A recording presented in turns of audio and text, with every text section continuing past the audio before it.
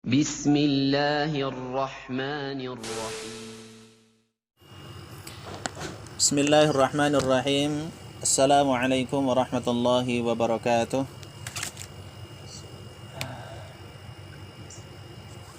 الحمد لله وكفى والصلاة والسلام على النبي المصطفى وعلى آله وصحبه ومن وفى ما بعد.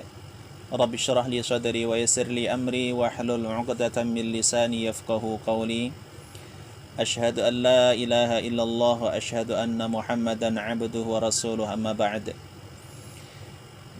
Yang sama-sama kita hormati para sesepuh, para yang terhormat Bapak Anis beserta keluarga dan Ibu, dan juga Pak Lukman dan semuanya yang saya hormati. Ini suaranya jelas Pak Lukman? Ya, jelas. Nah, nanti kalau berbet atau suara nggak jelas mungkin bisa disampaikan. Ya.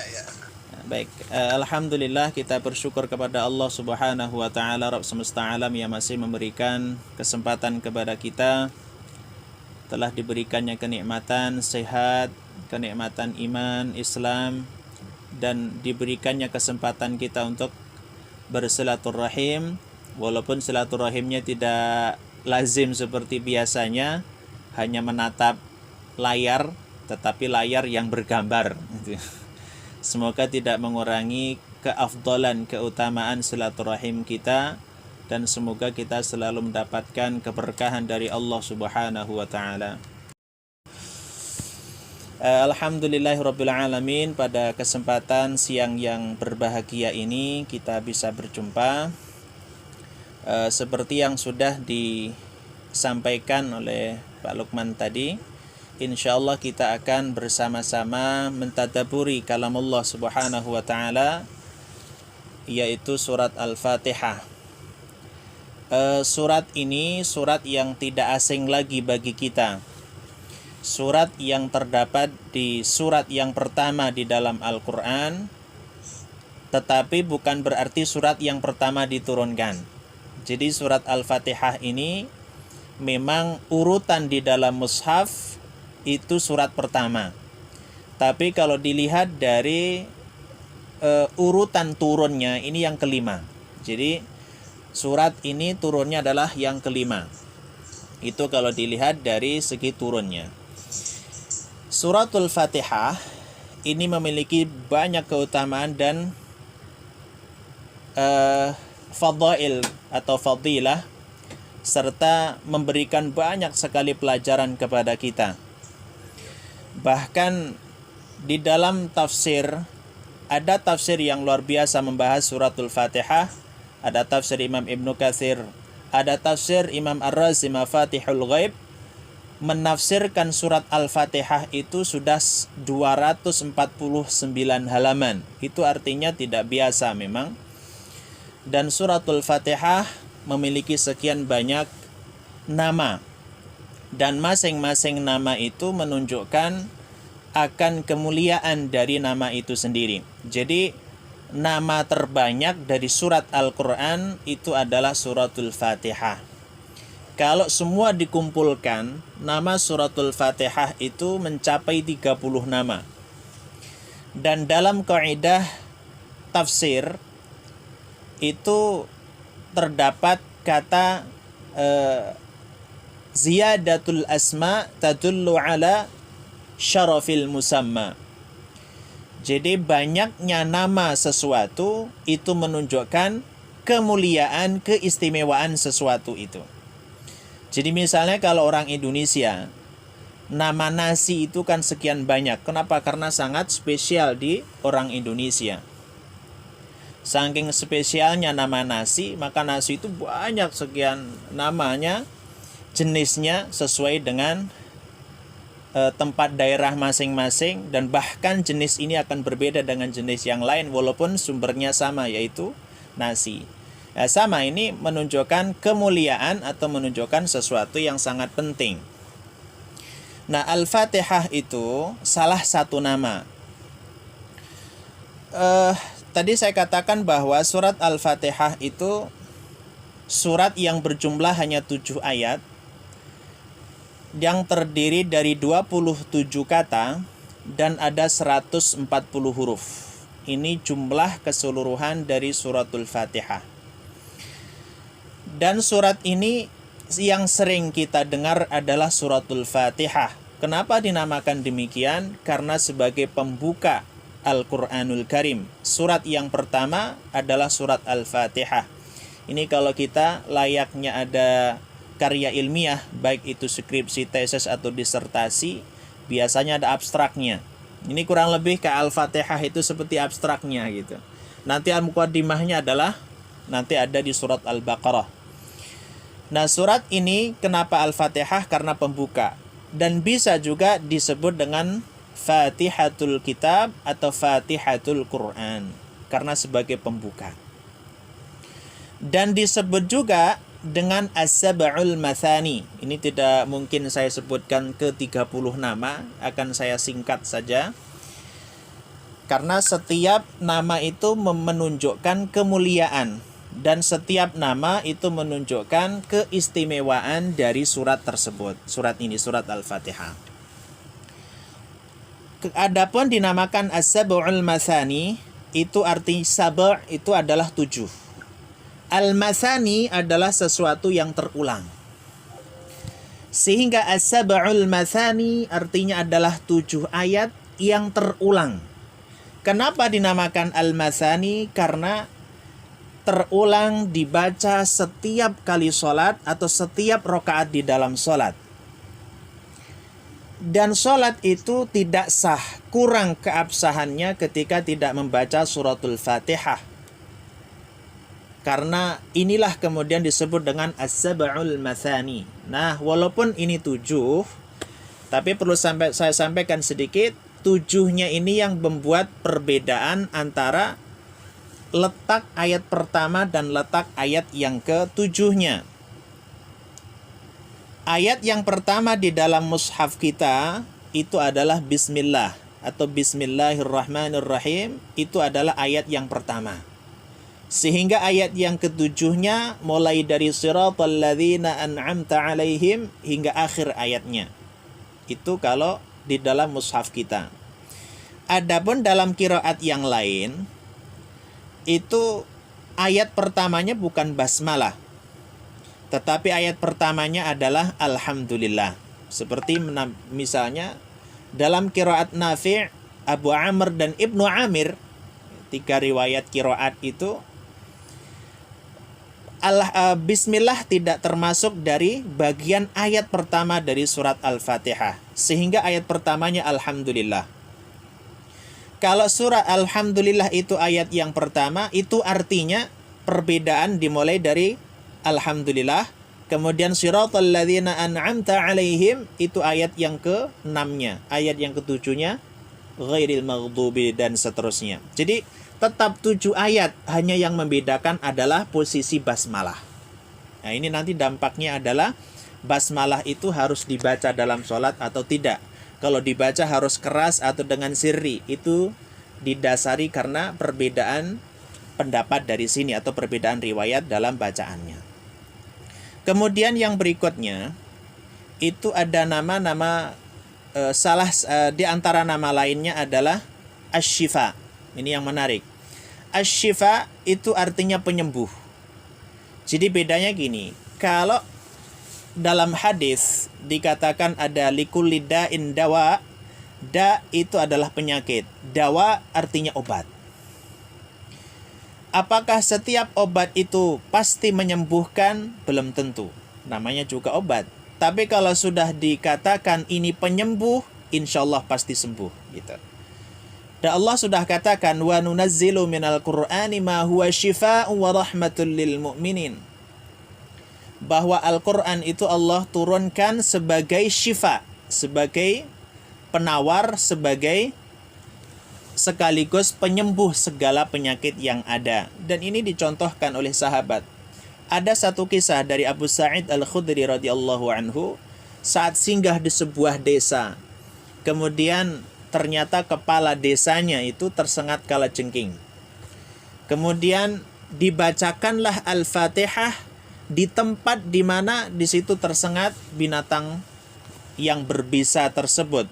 Setelah dibaca, kemudian agak sedikit meludah, artinya diludahkan dengan bacaannya tadi, kemudian sembuh seperti sedia kala.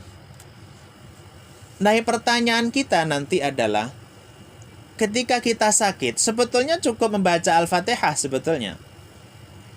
Tapi, kenapa ketika kita pusing misalnya, membaca Al-Fatihah, kok pusingnya nggak sembuh, tapi justru malah bertambah pusing? Apakah Al-Fatihah sudah tidak mujarab lagi? Kalau orang tersengat kalajengking sebagaimana yang sahabat radhiyallahu anhum itu mempraktekkan bacaan Al-Fatihah kemudian langsung sembuh, kenapa kita yang baca? Misalkan tersengat kalajengking, tersengat binatang buas misalnya, atau binatang yang memiliki bisa. Kalau kita bacakan 1, 2, sampai 7 kali, kenapa malah membesar gitu? Apakah Al-Fatihah sudah tidak mujarab lagi? Ini yang menarik. Al-Fatihahnya sama, lafaznya sama, kata-katanya sama. Kenapa kita yang membaca kok tidak sembuh? Sedangkan sahabat yang membaca itu sembuh karena beda kualitas yang membaca. Bukan beda Al-Fatihahnya. Jadi ini perlu ada upgrading dalam kemampuan kita terhadap Al-Quran, memahaminya, sehingga apa yang kita baca itu memiliki pengaruh sebagaimana sahabat saat itu membaca dengan sangat yakin sehingga mendapatkan pengaruh yang luar biasa. Selain itu juga mendapatkan nama atau ada nama disebut oleh Nabi SAW dengan sebutan surat Alhamdu atau surat As-Salah. Kenapa dikatakan surat As-Salah? Karena terdapat ayat yang di situ Allah Subhanahu wa taala langsung mengatakan bahwa solatnya atau lahasolah, solatnya hambaku, kata Allah, itu terbagi jadi 2. Arti terbagi jadi 2 itu, yang setengahnya untukku, kata Allah, yang setengah untuk hambaku. Dan untuk hambaku, apa yang mereka minta, aku akan kasih. Ini nanti Al-Quran terbagi jadi 2. Artinya separuh untuk pujian Allah, yang separuhnya adalah doa bagi yang membaca. Kemudian juga ada ayat tentang ruqyah. Ruqyah ini mengobatan. Maka kalau surat Al-Fatihah itu adalah salah satu ayat yang fungsinya untuk meruqyah diri kita, meruqyah dari berbagai macam penyakit. Itulah diantara nama-nama suratul Fatihah sekaligus keutamaan-keutamaannya. Dan kalau surat Al-Fatihah, kata Imam Ibnu Katsir,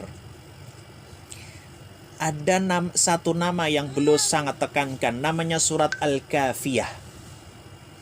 Kafiyah itu artinya mencukupi.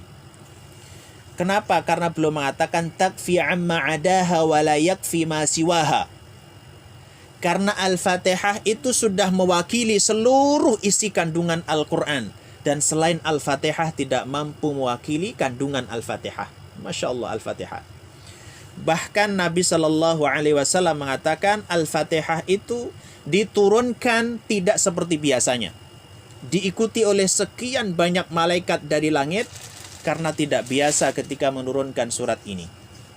Inilah sekelumit atau sedikit tentang fadilah keutamaan dari surat Al-Fatihah. Kita masuk ke ayat yang pertama. A'udzubillahi minasyaitonirrajim. Sebelum masuk ke ayat bismillah, biasa kita mendahuluinya dengan ta'awudz atau bacaan isti'adzah. A'udzubillahi minasyaitonirrajim. Lafaz a'udzubillahi minasyaitonirrajim ini adalah isti'adzah atau permohonan perlindungan dari berbagai macam kejahatan syaitan. A'udzu ini kalau dibaca harus dibedakan antara hamzah dan ain. Oh, ini memang masalah tahsin ini ya. Nanti kalau pengen belajar sama Pak Luman bisa itu. Ya, karena ain sama hamzah itu ada kemiripan dari segi lafaznya, tetapi sebetulnya memberikan makna yang sangat berbeda. Kalau orang Jawa biasanya kan a itu susah menjadi nga, jadi a'udzubillah. A'udzubillah kalau kita lihat secara redaksinya itu menggunakan kata kerja, dan kata kerjanya itu kata kerja aktif. Artinya menunjukkan selalu. Aku selalu minta permohonan, minta perlindungan billahi kepada Allah Subhanahu wa taala minasyaitan, yaitu dari syaitan, ar-rajim, yang terkutuk atau yang sangat buruk. Itu kata ar-rajim, nanti akan kita bahas. Baik. Kata a'udzu sebetulnya itu adalah redaksi permohonan secara permanen. Saya selalu, nah gitu artinya. Kenapa? Karena kita tidak akan pernah mampu untuk melindungi diri kita dari syaitan kecuali dengan pertolongan Allah Subhanahu wa taala. Dan setan itu bukan makhluk khusus. Syaitan itu atau syaitan bahasa Arabnya itu terambil dari kata syatona. Shin ta nun gitu. Lafaz shin ta nun itu artinya ba'uda.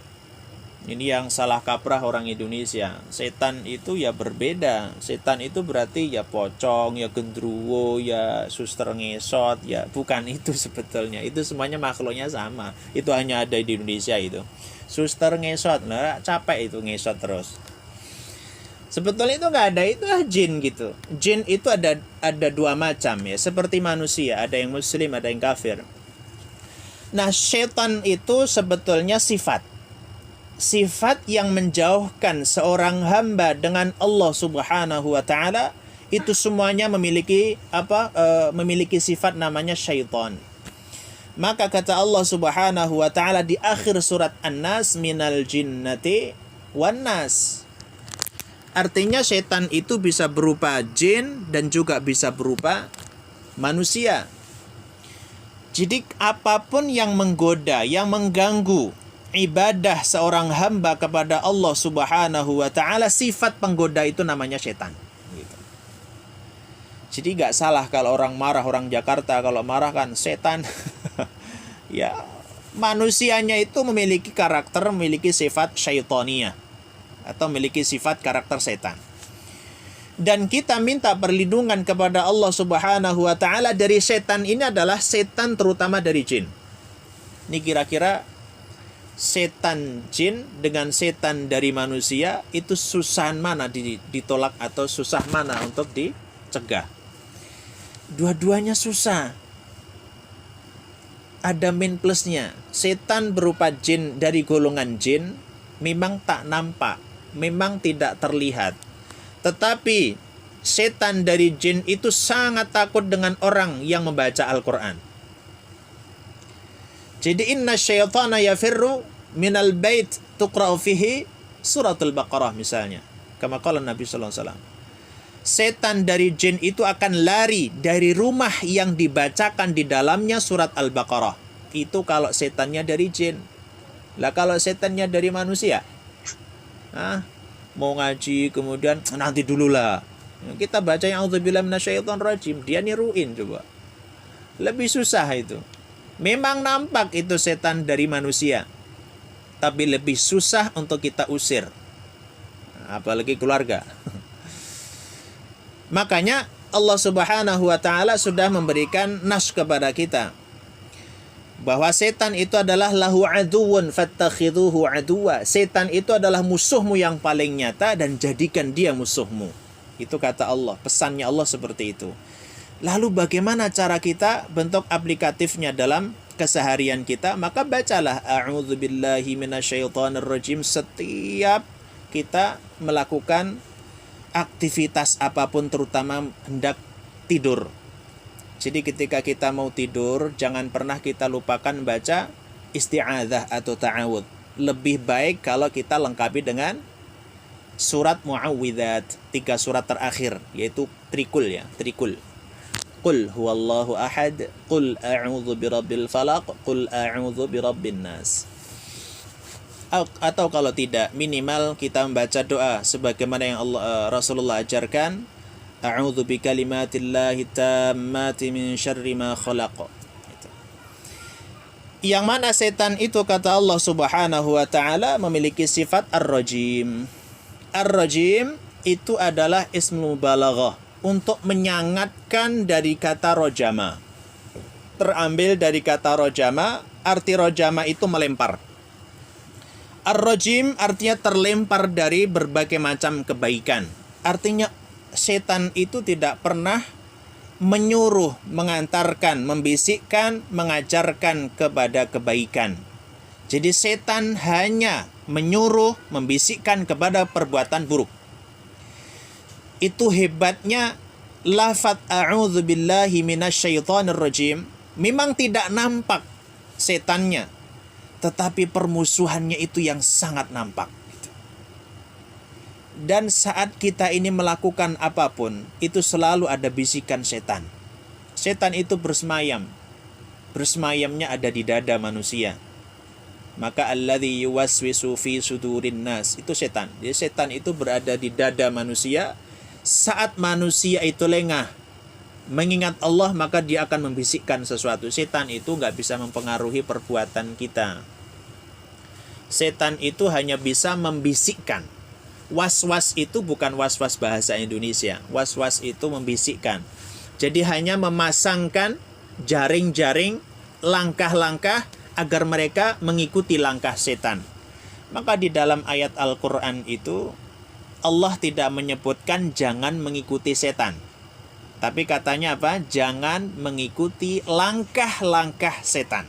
Setan tidak bisa mempengaruhi amal kita. Setan hanya pasang jebakan demi jebakan, satu terus naik. Misalnya anak muda sekarang ya, anak muda itu kan dibisiki setannya gampang. Itu langkah-langkahnya, misalnya ya yang sudah kuliah atau yang sudah bekerja misalkan masih muda, tiba-tiba ingat masa SMP, ingat masa SMA, dulu kayaknya ada namanya si fulan atau si fulanah, sekarang di mana ya? Mulai penasaran itu langkah setan pertama. Kemudian ketika langkah itu diikuti, maka nanti dia akan mencari di Facebooknya, di Instagramnya, di media sosial yang lainnya. Ketika ketemu, dibuka. Itulah langkah setan kedua. Sudah masuk langkah yang kedua ini, pasti masuk langkah ketiga. Apa? Pertemanan. Langsung masuk lagi berikutnya kalau sudah pertemanan, chat. Gak cukup chat di Facebook, maka chatnya lewat WhatsApp. Chatnya nanti terus dilanjutkan, maka nanti naik lagi ketemu. Ketemunya rame-rame. Kalau dituruti nanti langsung masuk lagi ke tahapan berikutnya, ketemu dengan di tempat yang sepi. Lah kalau kayak gitu sudah berzina gitu. Itu langkah setan namanya.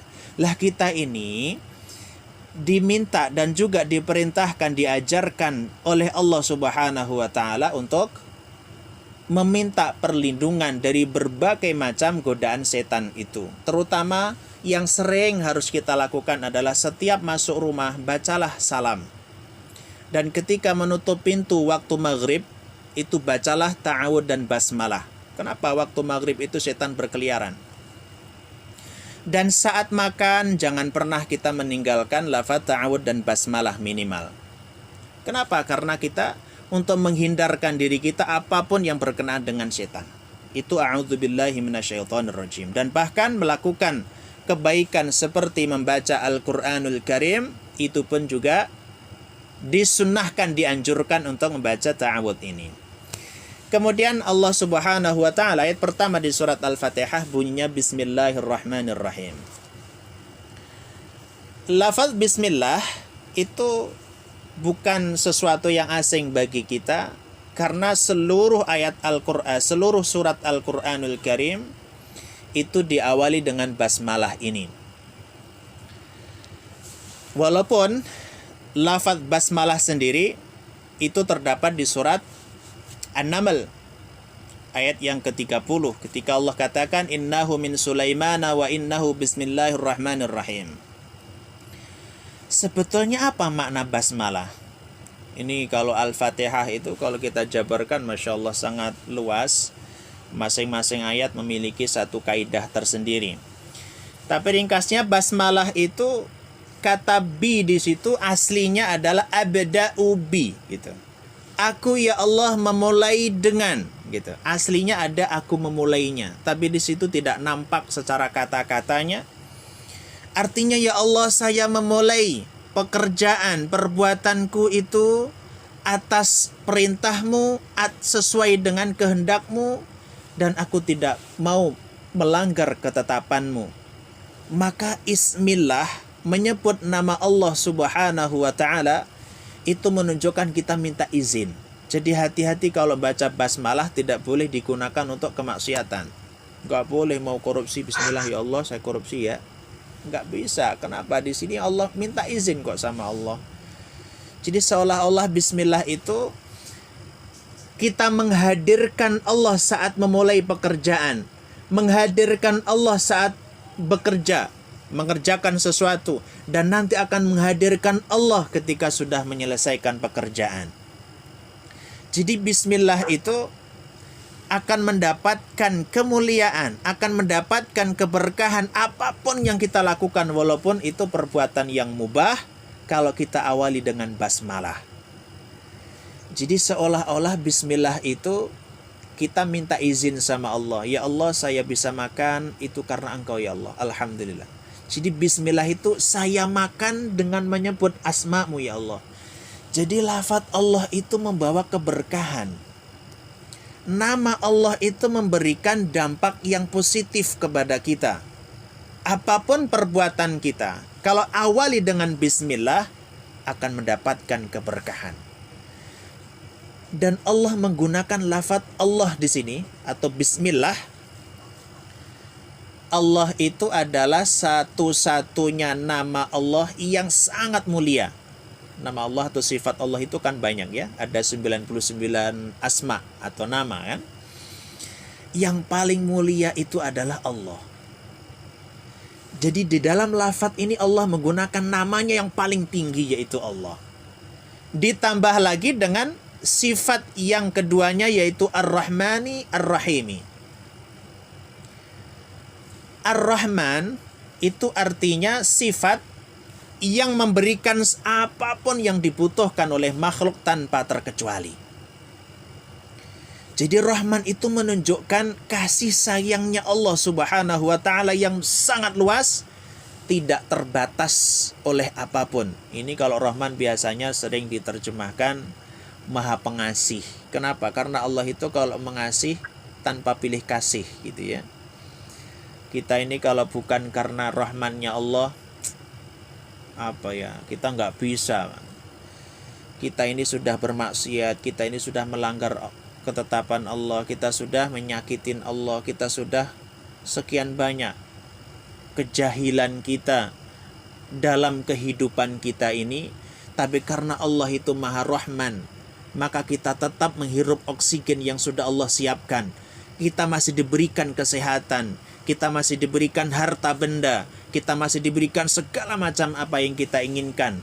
Padahal sebetulnya kita seolah-olah bukan kepantasan kita diberikan, tapi karena Allah masih Maha Pengasih kepada kita. Maka pengasih itu adalah Allah memberikan semua fasilitas tanpa terkecuali kepada seluruh makhluknya. Tapi ingat, Rahmannya Allah, Rahimnya Allah, jumlahnya ada 100. Dan yang diturunkan ke bumi itu hanya satu. Satu dibagi untuk seluruh dunia, seluruh makhluk. Yang 99-nya disimpan Allah karena untuk di akhirat. Sedangkan kata Ar-Rahim itu menunjukkan sayangnya Allah yang hanya dikhususkan kepada orang-orang yang memang dekat dengannya, yaitu orang-orang saleh, orang-orang yang beriman, orang-orang yang mukmin dan muslim. Maka sering diterjemahkan Ar-Rahman adalah Maha Pemurah, Maha Pengasih. Sedangkan Ar-Rahim Maha Penyayang. Ini kalau kita nyayangin itu kan gak bisa semua. Kita punya anak 4. Kita kasih semua ya, kita kasih sekolah, kita kasih kalau ada butuh ini ya kita kasih. Tapi apakah tingkat kesayangan kita kepada mereka itu semuanya sama? Tentu tidak. Sayangnya kita itu sangat erat hubungannya karena ada sebab. Kalau anak itu taat, kita sayang, sama. Kalau kita ini bandel, ya nggak mungkin disayangi Allah. Dapat rahmannya, dapat. Rahimnya dapat, belum tentu. Gitu. Maka Allah itu maha rahman, karena memberikan apapun yang dibutuhkan manusia. Tapi juga maha rahim, tapi dibatasi kepada orang-orang yang taat. Itu jadi awali sesuatu dengan basmalah, maka akan memberikan keberkahan dari apa yang sudah kita lakukan. Lalu setelah melakukan perbuatan apapun yang mubah, apalagi yang sunnah dan yang wajib, maka jangan pernah kita melupakan hakikat kita mampu melakukan itu karena Allah. Maka ucapkanlah Alhamdulillahi Rabbil Alamin. Maka ayat yang kedua ini Allah katakan Alhamdu. Alhamdu ini kalau baca Al-Quran agak sedikit hati-hati ya. Perbedaan kalau alhamdu dibacanya menggunakan huruf ha, itu memang pujian. Hamdun itu kan pujian ya. Tapi kalau meleset misalnya menjadi alhamdu, itu agak rawan, artinya kegersangan atau kematian bisa jadi. Alhamdulillahi Rabbil Alamin artinya gini. Kita sedang memuji Allah Subhanahu wa ta'ala. Dan memang yang pantas kita puji itu hanya Allah.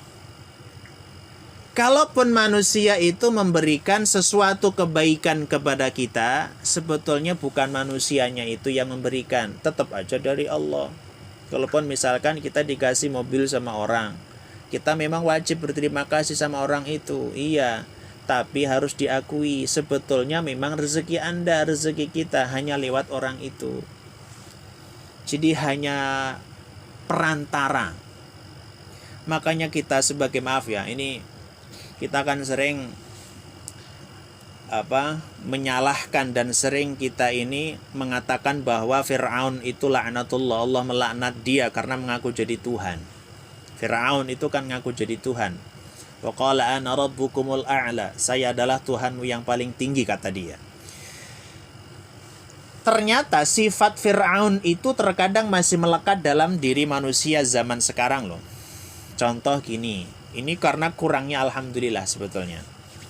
Kurangnya memahami kata hamd atau pujian kepada Allah. Misalnya seorang ayah mengatakan kepada istri dan anaknya, anakku, istriku, kalaulah bukan karena aku maka kamu tidak bisa makan. Oke, coba direnungkan kata-kata itu. Kalau bukan karena saya, kamu itu nggak bisa hidup, nggak bisa makan. Lah ini kayak Tuhan dah. Emangnya kalau dulu sebelum menikah sama Anda dia nggak makan dah? Ya tetap makan. Kalau seandainya anak itu tidak dilahirkan dari seorang ibu yang merupakan istrimu itu, apakah dia juga tidak makan? Tetap makan kok. Jadi artinya yang pantas kita puji itu memang hanya Allah.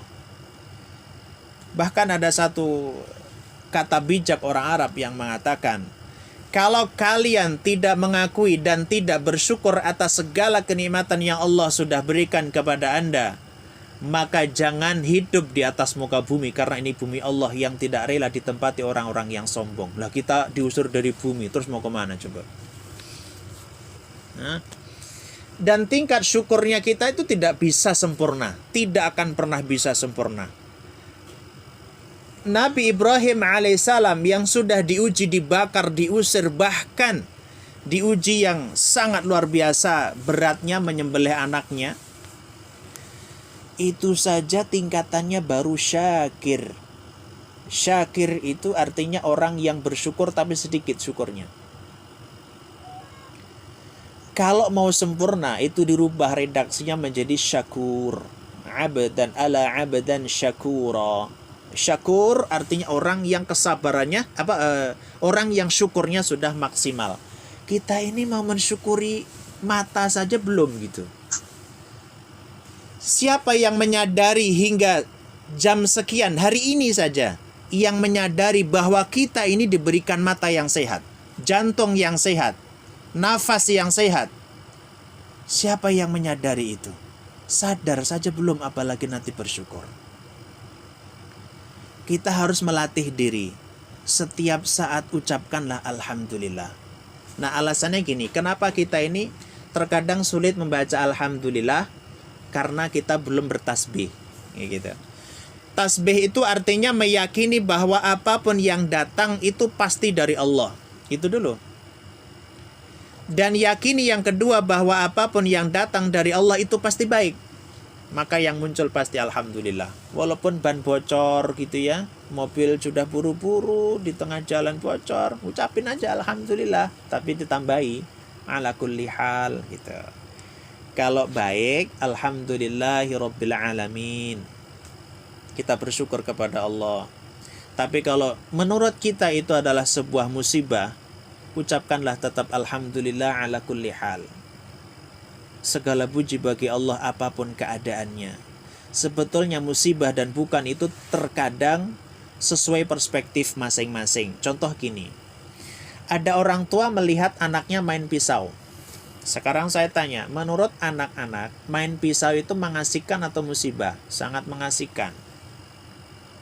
Tapi menurut perspektif orang tua, itu membahayakan.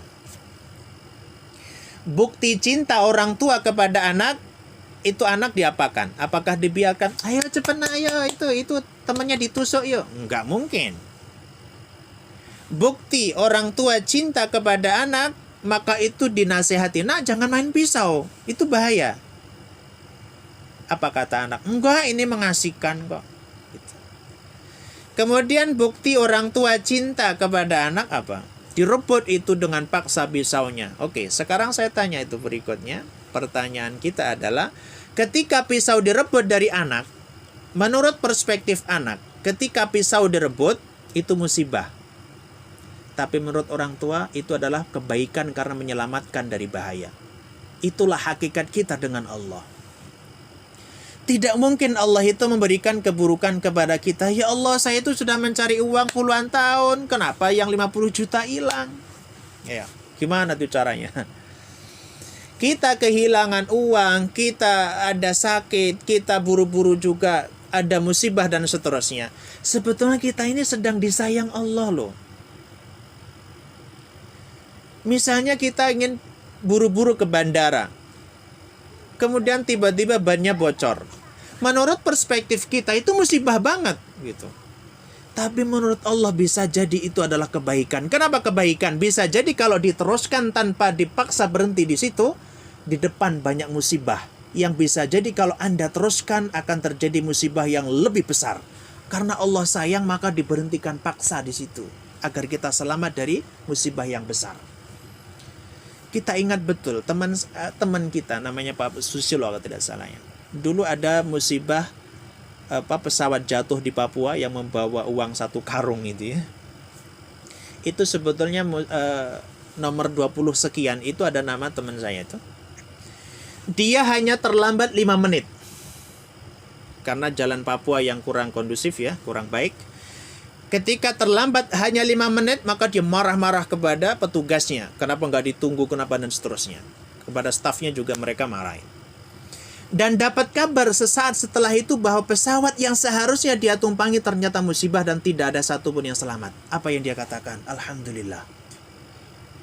Kita ini tidak akan pernah tahu apa yang akan terjadi. Sedangkan Allah Maha tahu apa yang akan terjadi.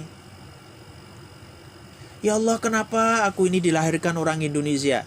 Kenapa nggak orang Arab? Allah Maha tahu apa yang terbaik buat kita. Kita ini orang yang nggak pernah tahu apa yang akan terjadi setelah ini. Siapa yang tahu sejam setelah ini apa yang akan terjadi pada diri kita?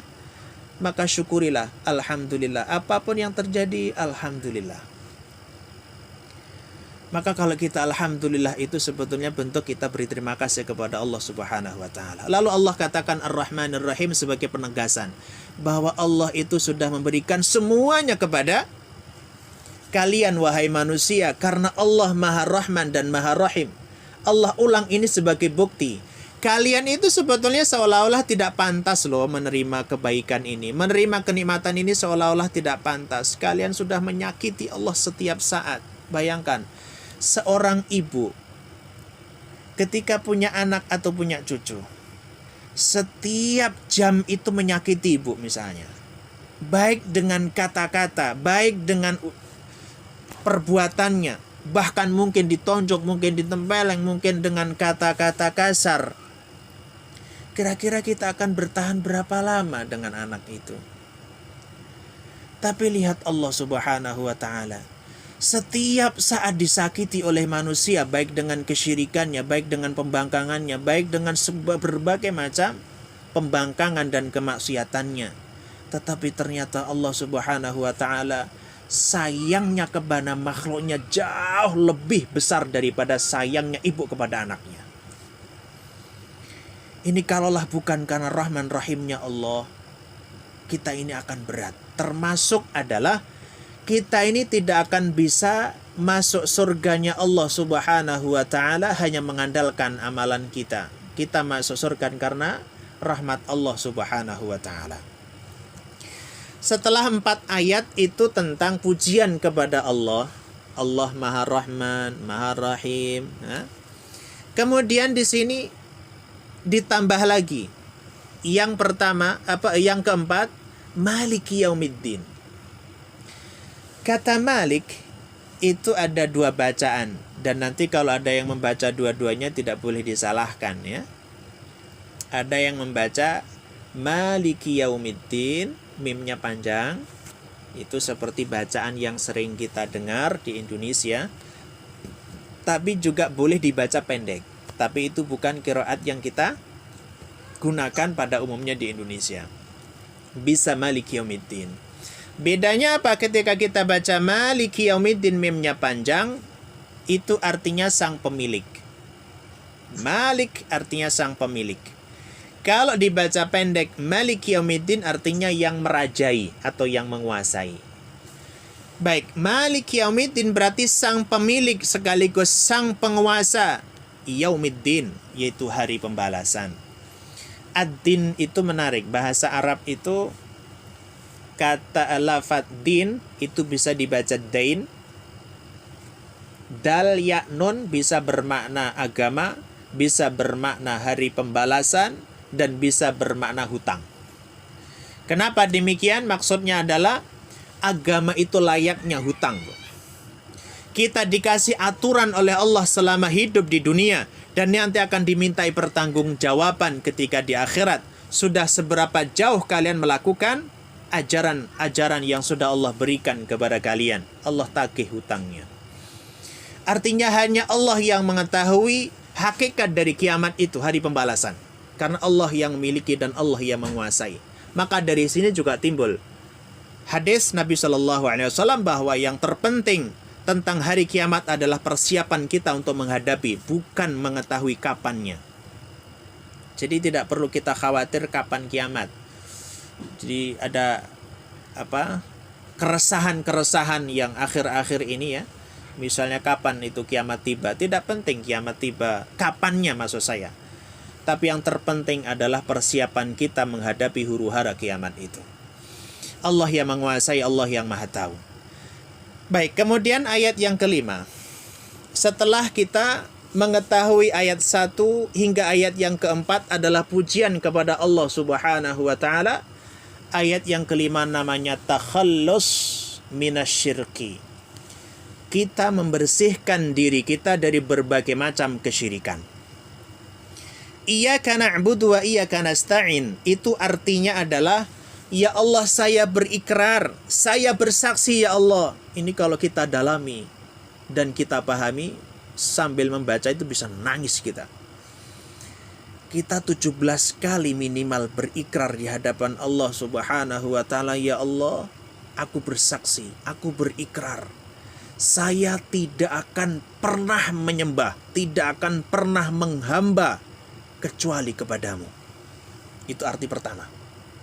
Yang kedua, dan hanya kepadamu ya Allah aku berikrar, hanya kepada engkau ya Allah nasta'in, aku akan minta perlindungan dan minta pertolongan. Jadi ikrar kita ini adalah menghilangkan berbagai macam bentuk Tuhan dan menghilangkan, mengedepankan pertolongan Allah Subhanahu wa taala. Misal kita ini dalam posisi misalnya di negeri kita ini. Kita tidak boleh mengatakan bahwa ada Tuhan selain Allah karena kita sudah berikrar. Walaupun di Indonesia ini agamanya tidak semuanya Islam misalnya. Tapi kita harus meyakini bahwa kita ini punya ikrar kepada Allah, punya ikatan dengan Allah. Bahwa kita tidak akan pernah menghamba kepada siapapun kecuali hanya kepada Allah. Apa maknanya? Kita tidak boleh mengatakan bahwa harta itu adalah segalanya. Kita juga tidak boleh mengatakan bahwa jabatan itu segalanya. Kita ditugaskan hanya untuk menghamba kepada Allah Subhanahu wa taala. Jadikan semua fasilitas itu sebagai sarana untuk penghambaan kita kepada Allah. Wa ma khalaqatul jinna wal insa illa liya'budun.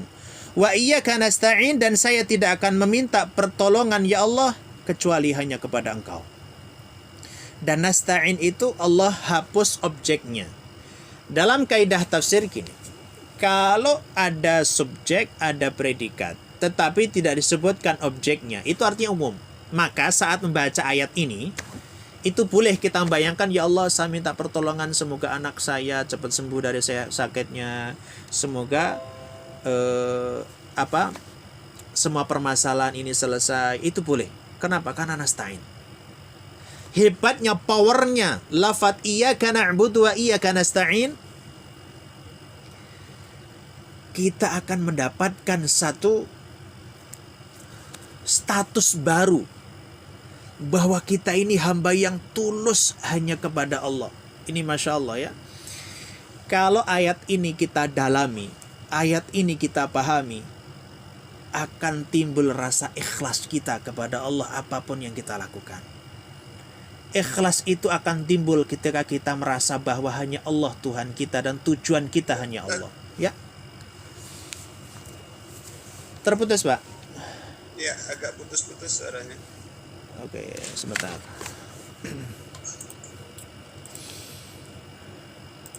Gimana, Pak? Masih terputus? Ya, coba dilanjut, Ustaz. Oke, nanti kalau terus kita kasih tahu ya. Ya. Baik, jadi ayat iyyaka na'budu wa iyyaka nasta'in, sekali lagi itu ikrar yang sangat dalam, perjanjian kita sebagai hamba kepada Rabb kita. Ketika kita pahami dengan betul ayat 5 ini, maka akan timbul rasa ikhlas di dalam diri kita apapun yang kita lakukan, terutama dalam masalah ibadah. Ikhlas itu ada dua ya, ada ikhlas fit tauhid, ikhlas di dalam akidah itu. Ikhlas itu artinya memurnikan ya. Ikhlas itu artinya memurnikan. Makanya ada surat namanya surat Al-Ikhlas, karena kita hanya memurnikan tauhid kita hanya kepada Allah. Ada ikhlas dikaitkan dengan amal. Ikhlasul amal, amal kita itu ikhlas atau tidak bisa dideteksi dengan 3 hal. Yang pertama, ciri ikhlas dalam beramal adalah tidak dipengaruhi oleh pujian dan celaan orang lain. Itu bukti ikhlas. Yang kedua, tidak pernah mengharapkan balasan dari manusia. Yang dia harapkan hanya balasan dari Allah Subhanahu wa taala. Itu ciri kedua. Yang ketiga, tidak pernah mengingat-ingat apa yang sudah dia lakukan. Itu ciri kalau dia ikhlas. Kalau kita melakukan apapun dan ikhlas karena Allah, kita akan tenang. Suaranya gimana, Pak? Lumayan. Masih terputus? Masih? Oke. Jadi gini ya, ikhlas itu sebetulnya meringankan beban kita. Kalau kita sudah bekerja untuk orang lain, namun ternyata balasan orang lain itu justru negatif, itu kita akan sakit hati ketika kita tidak ikhlas. Dan kalau kita melakukan perbuatan yang menurut kita adalah kebaikan untuk masyarakat, untuk orang banyak, tetapi tidak ada balasan kebaikan dari manusia itu, kalau kita tidak ikhlas pasti akan sakit hati.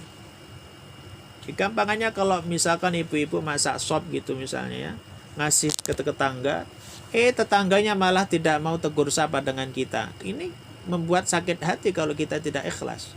Jangan pernah menghapuskan pahala yang sudah Allah siapkan kepada kita.